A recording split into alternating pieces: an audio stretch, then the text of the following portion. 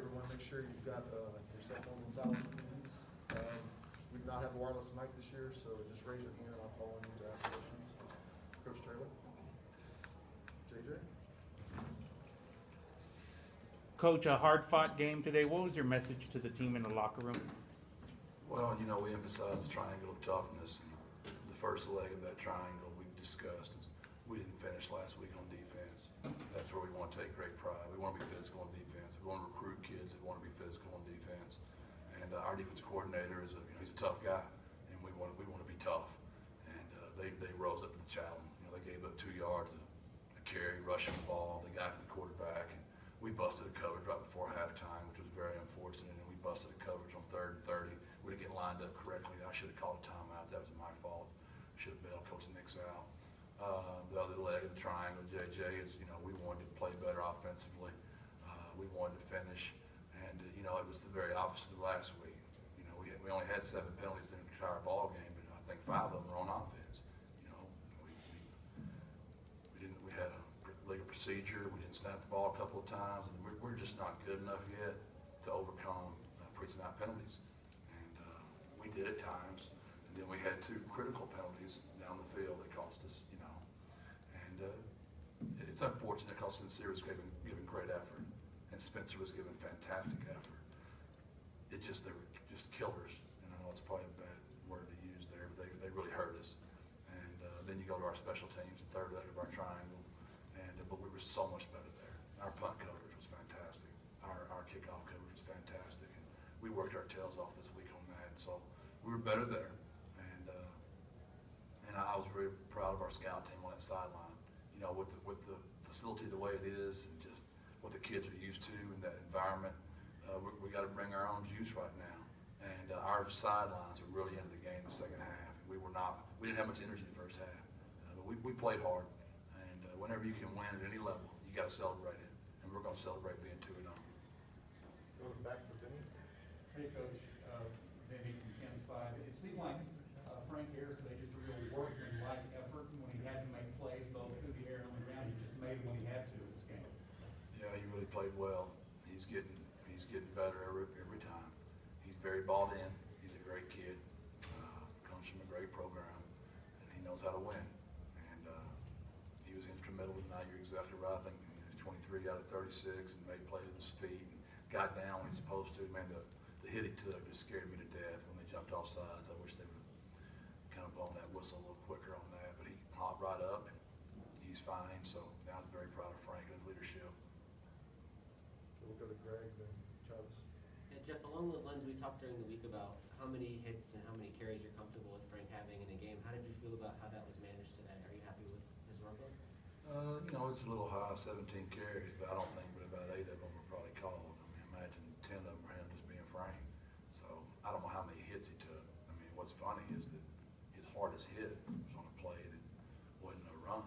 So, you know, people get into all that. It's football. You know, it's a violent sport. The way he plays the game, I thought he did a great job of getting out of bounds. It'd be interesting to do a little fact check here, see how many times he actually got hit, you know, a direct hit. Because it seems like to me, Greg, most of the time he got out of bounds or got down, which is very smart on his part. The hit that bothered me is the blind side hit he took there. He's fine. He bounced right up, smiling, helmet crooked, looking at his ear hole, but he's fine. Travis. And Jeff, one more on Frank. Just what you saw in practice, is it exactly what is translated to the field? Do you see that he kind of thrives in these moments to make winning plays? Yeah, he does it all the time. That's just who he is. You know, I don't want to belabor the point, but yeah, that's just what he does all the time, which is why we named him the starter. And those other kids, I know I've talked about it. Lowell prepared, and so did Josh, so did JoJo. Those guys. It was a great quarterback battle. And we were kind of coy there in the end, but it was really an open battle. Those kids competed. They're still competing. For Lowell to take that role out there today and execute that thing just perfectly, and to watch how Frank cheers for Lowell. And Lowell, we were doing a walkthrough this morning, and Frank forgot one little thing, and Lowell's back there helping him. I mean, that's selfless. You know, you got BJ goes in the game. We lost Brady early, you know, and Sincere was dead. He was still dead from last week. And BJ goes out there and does a fantastic job late blocking for Lowell. bunch of unselfish kids on our team.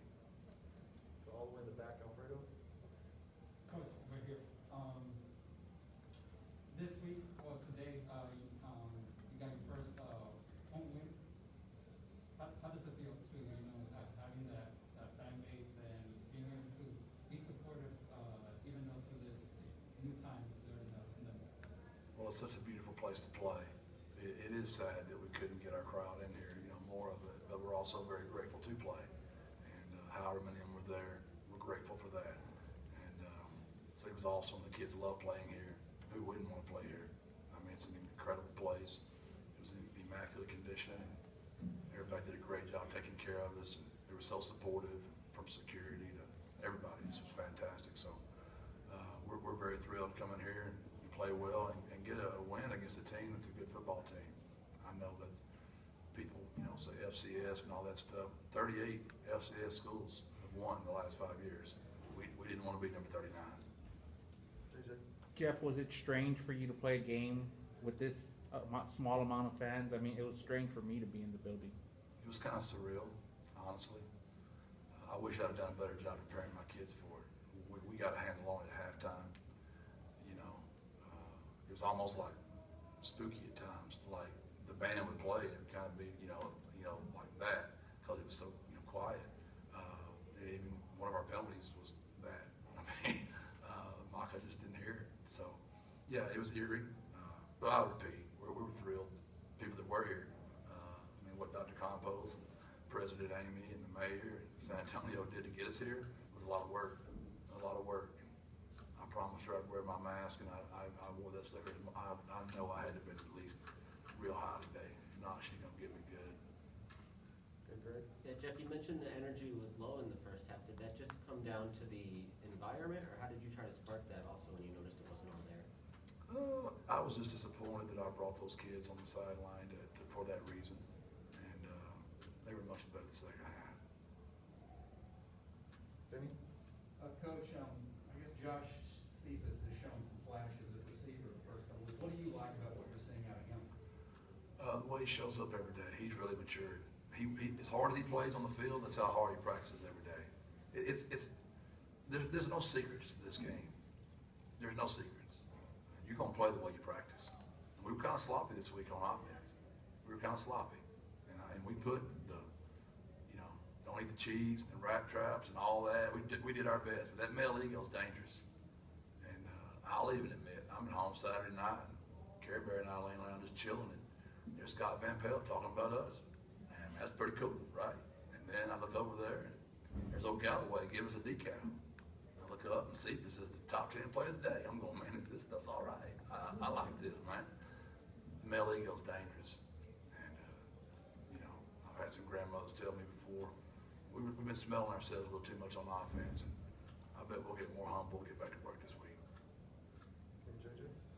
Coach, they announced you replaced the Memphis game with Middle Tennessee. Just what can you tell us about that, and what can you expect next week?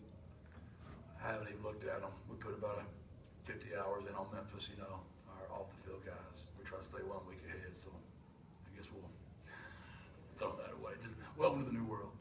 But I'm very grateful for Dr. Campos and the work she put in to get us a game. I mean, that was tough. She found out late, and she went to work immediately and got us a game. And she's been very committed to our kids getting to play football as long as I've been working for her. And I'm very grateful. My kids are thrilled to be playing at home again Friday night and get to play on national TV again. It's pretty cool the first 3 weeks. Okay, we'll go to Mike. Jeff, along those lines, seeing how many teams have had trouble just playing games, is it a victory in itself, the fact that you've had to come off the way they have, and that you're continuing to kind of stay COVID-free? I couldn't say it better than you just did. We had 8 kids out today just because of the contact tracing. They could have played. We've had 6 tests now with 100%. And, that's just incredible. The sacrifice these kids are making. Can you imagine being their age? And you're having to do this, and it's 36 feet away from everybody when they want to go out and be a college kid. But I tell you what, it's a very anxious feeling. Every time you go in there, you're just waiting for the call. And it's taking its toll on us. I will say that. But yes, I think it's a moral victory every time we go out there. And to be 2-0, with all that, I know it hadn't been the most entertaining, maybe beautiful thing in y'all's eyes, but it's 2-0 to me, and I'm really excited for my kids for that. Okay, great. Talking about the Middle Tennessee game coming up now, how much of a challenge is it to prepare for a team with really less than a week with the game on Friday? Have you done anything like that before? Well, the only thing I will say is it's going to be fair because they're having to do the same thing. Coach Stockstill just found out and he's playing us, so it'll be fair. But yes, it's going to be very difficult because we got to turn around. We're back in the morning. We usually take off on Sunday morning, but we got to get in the morning because we're going to be a day behind already. You know, Monday is Tuesday, Tuesday is Wednesday, Wednesday is Thursday, Thursday is Friday, Friday is Saturday. So you can do the math. Our guys usually have about 16 hours to prep for practice, and my coaches are going to have about, by the time we put this game to bed, you're looking at Coach Lonnie and Coach Nix and Coach Perry getting about 8 hours to prep. So I imagine, I know y'all don't want to hear this, was that last game playing with, we've been very simple. We're going to have to be simple again on the short week. We'll keep adding a little bit, but we just can't get too crazy. Having that many pre-snap penalties and turning the ball over really annoys me. We've got a really good punter, a really good kicker, and we can be good on defense. So we need to be smart and play team football. And we did play complimentary team football today. There's just a couple of drives, and I got to look and see, did they do a great job just hitting us and making the ball come out, or did we not do a very good job protecting them? Those other guys coach too, and they got players too. So I'm not quite sure about the 2 turnovers yet. Anything else for Coach? All right. Hey, birds up. We'll get players. Thanks, Jeff.